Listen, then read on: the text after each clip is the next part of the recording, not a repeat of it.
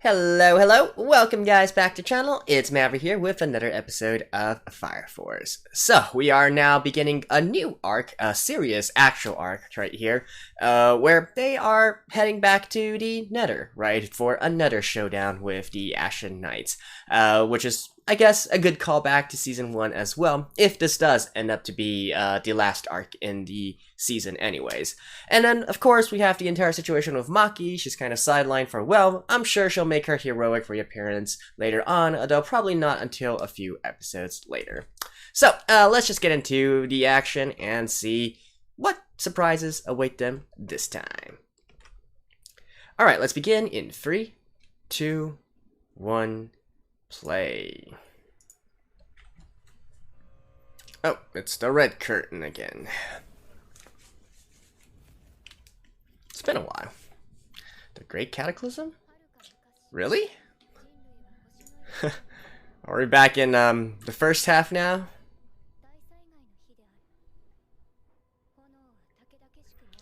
Yeah, we know.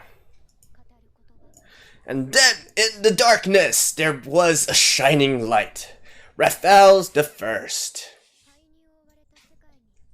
Or, what she said.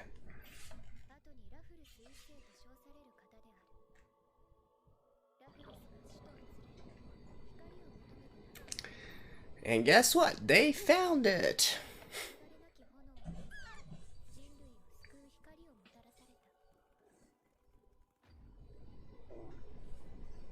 Alright.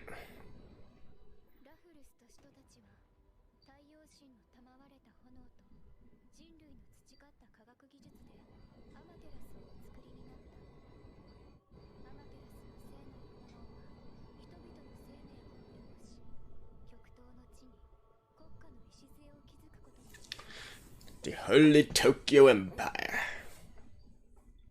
Oh, we're not gonna get that chapter 3? Eh.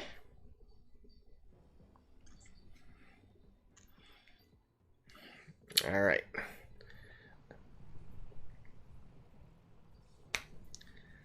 The 2nd and the 8th, eh? I wonder how many sections they're going to go to. Like, I'm assuming 5?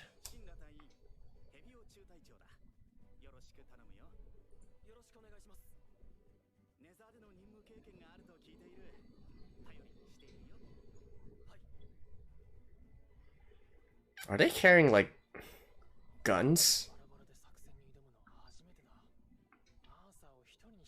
Yeah, that's my thing as well. Offer. Heckler's scar.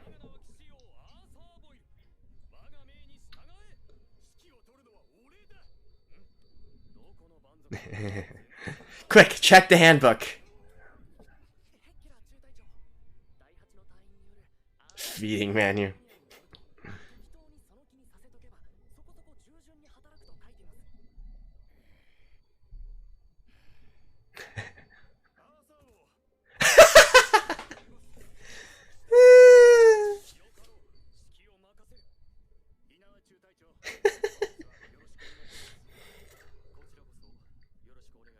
Right, the rest should all be business as usual.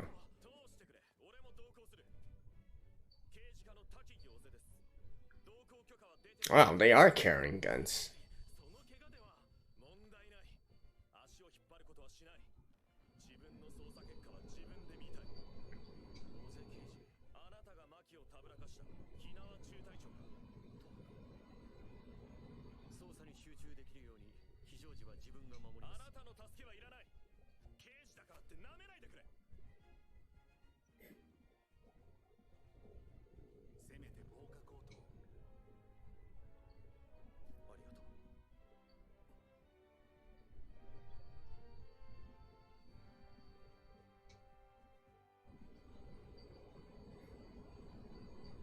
Yeah, whatever.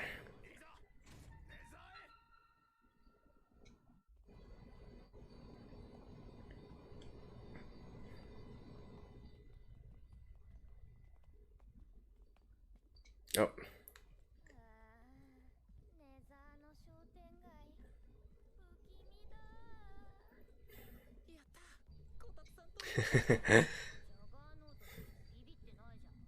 Well, we're gonna have to depend on you, Juggernaut. Protect our precious Tamaki-chan. Oh, speaking of which, what about Iris? Oh!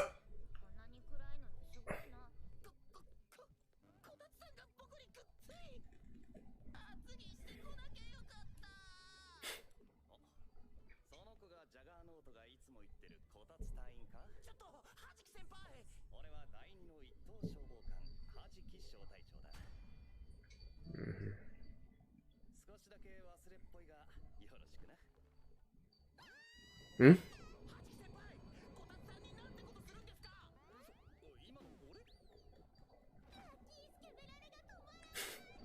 Yeah. Whatever.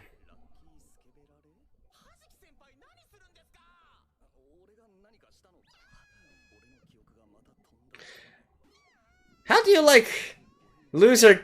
How do you lose your clothes just standing? Oh, well.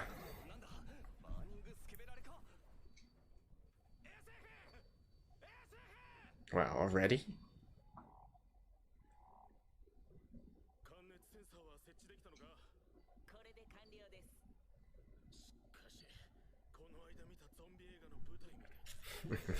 Resident Evil?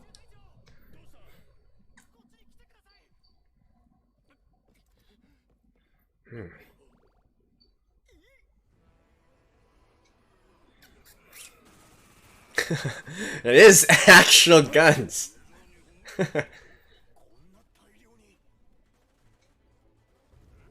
Oh, that is a lot of sisters there.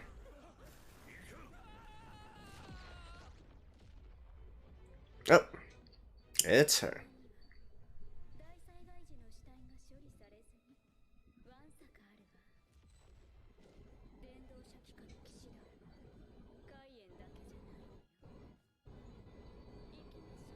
Knights of the Purple Haze?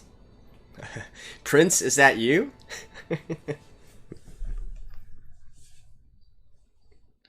We're getting the opening right now. I kind of want to see how Iris is split up. I think of the way that we see them right now, there are some which are more like the main forces, and then there are some that are more like small recon squads.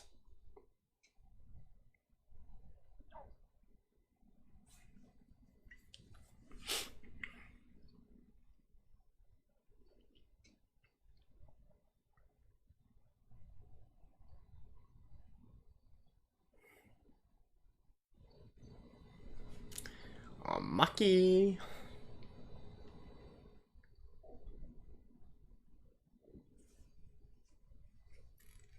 I actually really like that scene with Inca, you know, conducting and whatnot.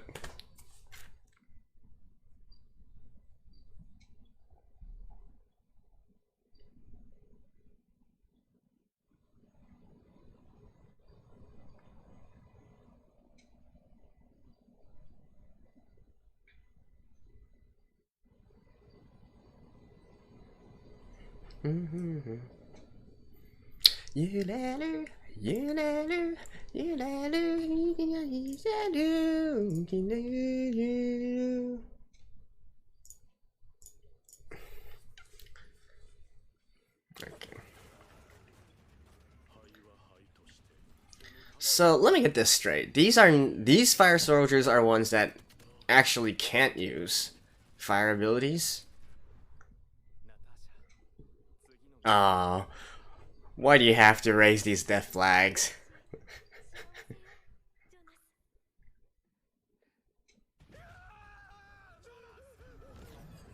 Oh.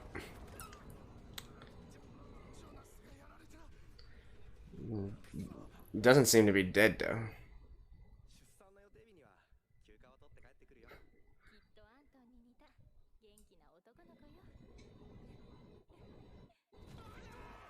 Oh, this one is actually dead. Come on now. Enough with the death flags. We get the idea already.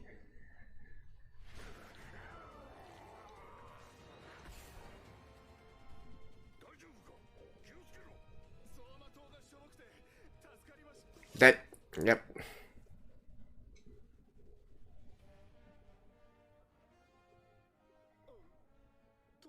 Oh, so it did turn into sort of like a zombie movie now. Alright.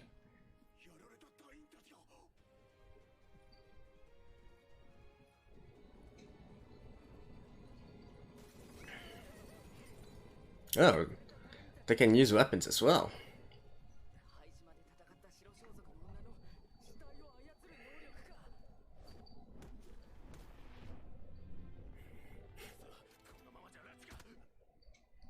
Oh.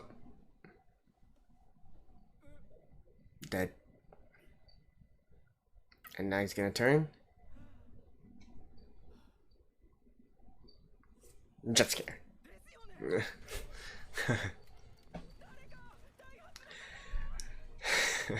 Like, holy shit, Victor. You,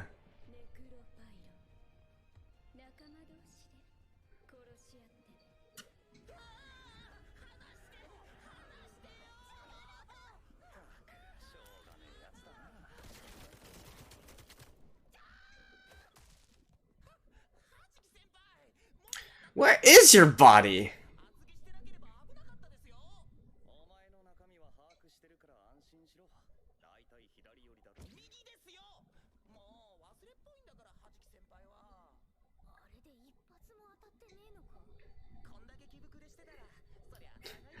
Right, whatever.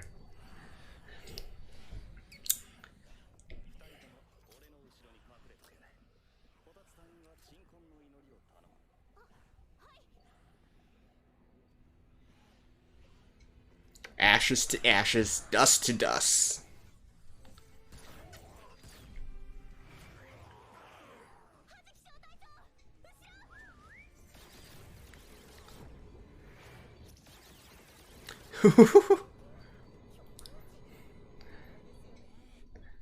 Almost like gun kata in a way.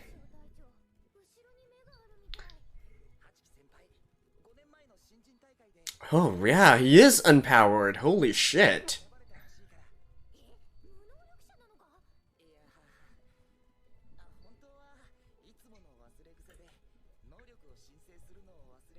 Oh, okay. Isn't that kind of cheating though? Like entering an unpowered contest being empowered.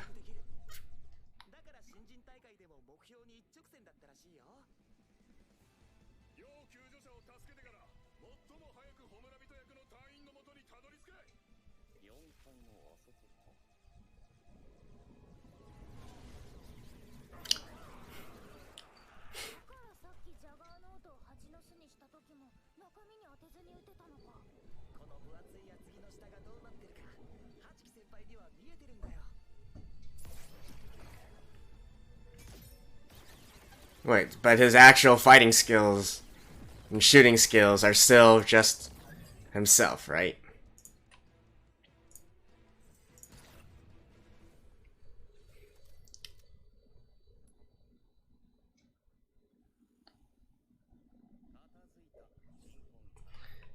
Your prayers, Tamaki?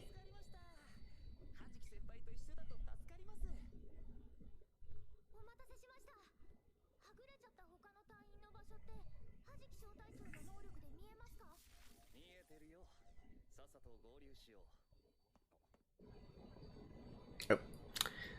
Here comes the big one.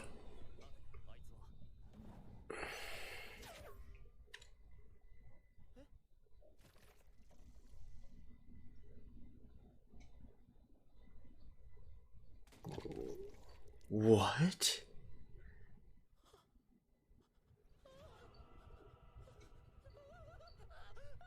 Holy shit.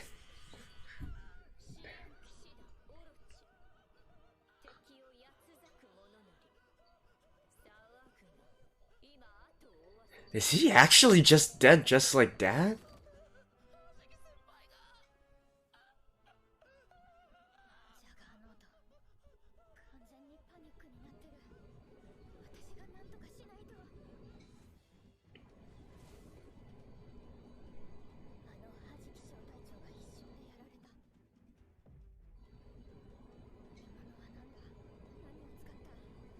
Oh boy.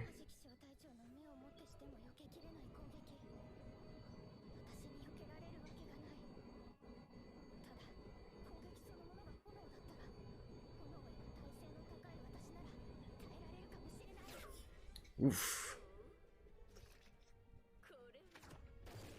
Wow. This guy, wow. Oof.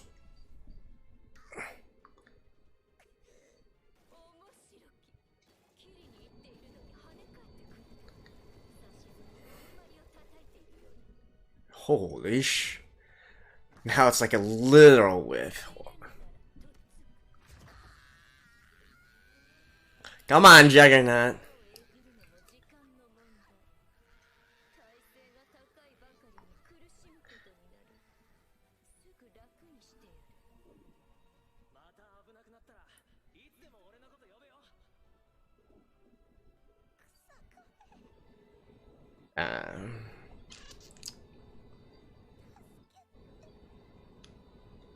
How the...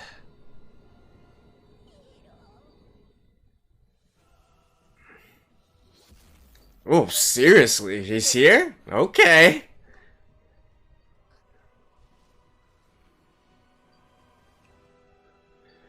How the hell did you manage to get here?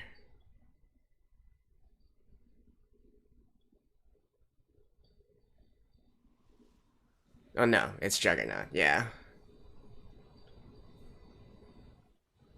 There we go. Come on. Protector Juggernaut.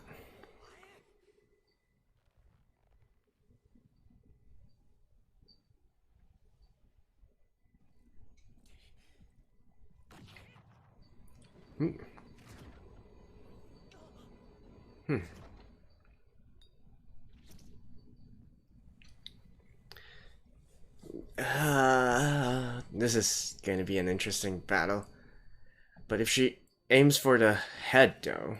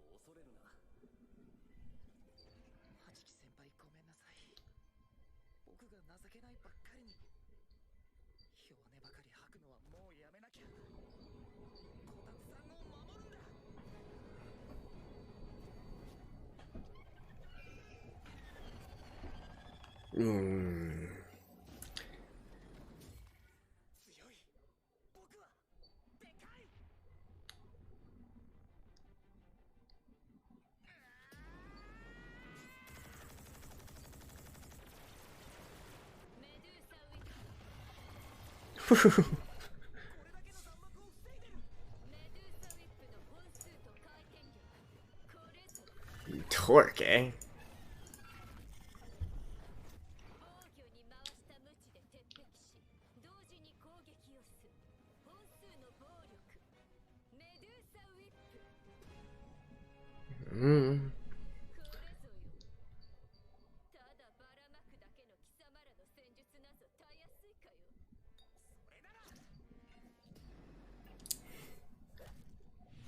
Human to surface rocket.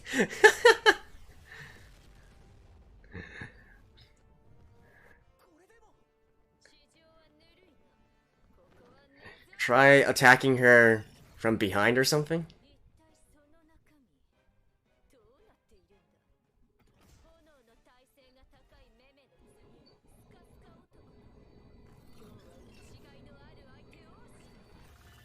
Why don't you try aiming for the head?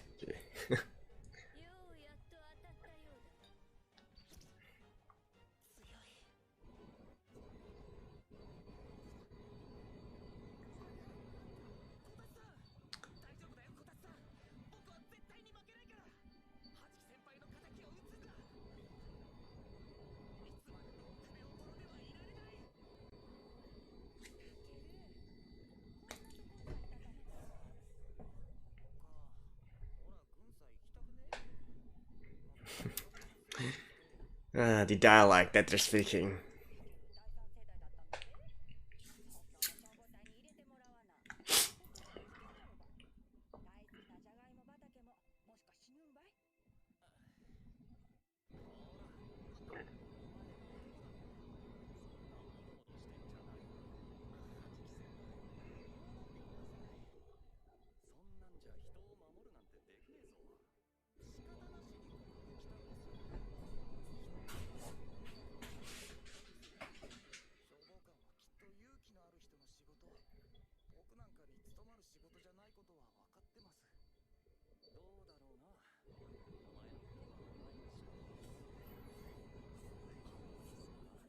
Yeah.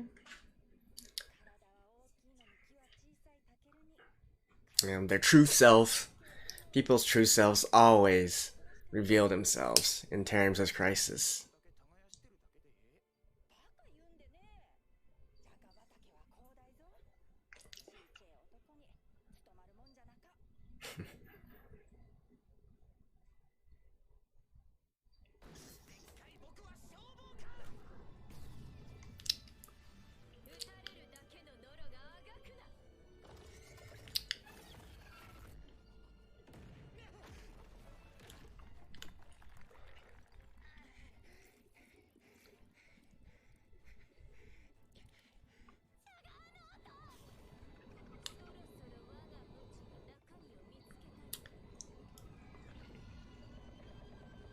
Hmm?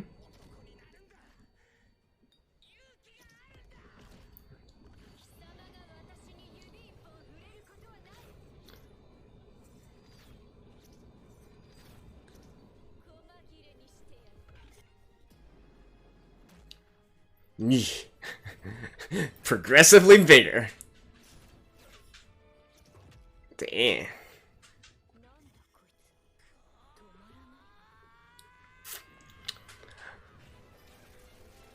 Go! Nice. Oh. Nice.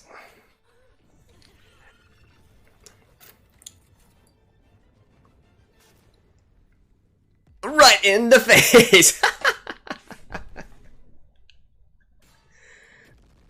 Kaboom.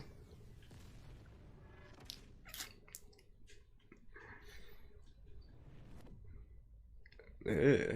The weapon of destruction was Juggernaut, eh? Alright. Wow, that was pretty good. I enjoyed that last fight there really much. Alright, see you guys after this. Well, the infamous pacing of Fire Force strikes again. Throughout half this episode, honestly, I really couldn't take it all that seriously. Like, sure, I know the second has a lot of soldiers who actually died in this engagement, and they are actually dead because most of them are actually unpowered. They're just like normal soldiers in a way. However, you know, it was almost like they were trying to meme it or something, putting a lot of tropes in there, right? We had so many scenes where it was like, once we get back, we're gonna get married. Hey, your son was just born, a day ago or something like that. Heck, I think the only thing they were missing out of all these tropes is literally someone saying they're going to retire next week, right? Or they're going to go visit their lovely wife next week or something like that. So I really couldn't take it seriously. And then you have the entire situation where it's almost like a parody of the zombie genre as well. And I don't know, it was like half the time I was like, oh, this is kind of amusing, right? Even though, you know, literally people are actually dying left and right. But I couldn't really get as invested into it emotionally, right? So when things really got serious, specifically the point where Hachiki got his head cut off cleanly, you know, just like that was quite a little bit of a shocker, but it wasn't, you know, I think I couldn't really register yet the seriousness of the situation. You think, you see it, and then you think, hey, holy shit, this is actually a pretty serious situation here, right? But because there were so many of these, I guess, almost like joke deaths in the front, it didn't really hit as much. It didn't really have as much impact as it could have been, which is, I guess, you know, it's Fire Force, right? And I think this is how it's shown itself to be throughout all these episodes, throughout all the chapters and whatnot. So I mean, we're just gonna have to deal with it, right? And then, going on though, the fight between Juggernaut and the what was she called again? Orochi or something like that. The Knight of the Purple Haze, right? So that was actually quite cool, and I am so glad they actually let Juggernaut take the spotlight for once, instead of actually having Shinra come back and save Tamaki, because I was just about to get ready to roll my eyes at the entire heroic hero enters the scene and saves the day once again. Right, and I guess maybe some people are looking forward to that, but I, for one, am really glad that it was Juggernaut that stepped up and did something about it, and he did quite good. He did quite good, right? Now, his backstory notwithstanding, I'm not going to comment too much on that, but just in the fight scenes, I actually really liked it. How it was like a relentless attack versus a relentless regeneration, right? It's kind of like these, can I regen faster than your attacks or something like that? It's a battle type that's been used before in other anime and other works as well, but the way that they utilized it here was quite unique as well, because you don't literally see him regenerating, right? It's almost like a balloon of some sort, and then, I think it's quite clever. They actually saved on the animation cost, because they can just literally keep on reusing the scenes and whatnot to cut down on the work, but the overall effect that it had made it feel very cool. So I enjoyed that. And then, of course, the finale that Juggernaut put out, the almost like a nuke, a mini nuke kind of bomb there. That was quite epic as well, and I loved how it smashed completely into the knight's face, and then you can literally see it deforming her face before bam, and then big explosion, right? And I guess the only thing left would be talking about Tamaki, and I gotta say, what does the author have against Tamaki? The poor girl, right? Honestly, even back in season 1 when she first appeared, when I was kind of like going off again on my displeasure of how they utilized her and whatnot, the main thing that really irks me is that this is you could say one of the main cast, right? Obviously she's not the main character, but she's part of the main group here, and yet throughout, what is this? We are 20 episodes into season 2, and I kind of forgot how many episodes were in season 1. It's like 40-something episodes, right? And Tamaki, like, when have we actually seen her be able to do anything beyond being a joke character? I think it's so unfair to her. Like, she's literally the punching bag, and then there to show off her skin for fan service, right? Like, would it kill the author to let her really truly on her own with her own abilities fight against some enemies and win without utilizing some of her assets for once, but literally actually defeating an enemy instead? Like that's I know that she did she had, I think, one fight in I'm getting my memories jumbled up. Was it in season 2? Like, was it in the first half or something? It was against the Ashenite dude, right? But even that, at the end of the day, it kind of reverted back to her relying on her womanly charms, I guess you could say, in order to actually defuse the fight and whatnot. So I don't know. I just kind of wish that they actually utilized her seriously and properly for once, and just to let us see, right? You can keep her being a joke character and all that. I don't, I'm not taking anything away from that. People have their opinions on that, of course, and I've shown my opinion on the situation many times before. But I just want to see Tamaki actually do something for once. Is that too hard to ask? Anyways, all in all, though, at the very least, we do see Juggernaut stepping up big time in order to defeat one of the more high-level enemies that we are seeing in this fight. Obviously, once we get to the other squads as well, they're probably going to have progressively harder and harder enemies until we get to Shinra, who's probably going to be fighting against one of the big bosses, and so on and so forth. But that's something that we'll see in the future. Another, I guess, one last thing, it's not really much, but since I do like to learn a little bit more about the world, about the settings and context and whatnot, so it seems that the Knights of the Purple Haze here aren't actually, a sort of like a subgroup of the Ashen Knights and whatnot. So would this actually mean that there are more knight orders around under the evangelist, or maybe they're not under evangelist, but also serving them in some sort of way, or is it actually literally a subgroup of the Ashen Knights? It's sort of like well, I don't know, but the point I'm trying to make here is that since we already see another sort of order here, the Purple Haze, that probably also opens up the opportunities for us to see more Knight Orders as well, each with their own leaders and abilities and so on and so forth, right? So that's something to look forward to in the future. And then, I guess closing off, one last thing. Okay, sorry guys, one really last thing. The power difference and the usability between 2nd gen and 3rd gen fire soldiers are huge, right? It's not just a case of being able to produce flames by yourself, but I do feel that all the 3rd gens, their bodies are altered in some sort of way, right? Like, for instance, it was actually Shinra, here, who, Shinra or Arthur here against the Purple Haze Knight from this episode. I think they even if they do get a direct hit from one of her whips and whatnot, they wouldn't be instantly decapitated or losing an arm or a leg either. I think up to now, those that have shown, that they can grow flames from themselves and whatnot do show a higher resilience to flame attacks as well. And their bodies are, in general, just stronger, right? So I think there is an innate gap between these two. So those that actually can utilize 2nd gen abilities to the fullest, well, full props to them, right? Because there is still, they are naturally disadvantaged compared to 3rd gen, which kind of makes sense, right? As generations go on, you're expecting them to evolve, further and show more progress and firepower and abilities and so on and so forth. But any case, that's episode 20 of Fire Force. Thank you guys. I will see you guys next week as well. Bye bye.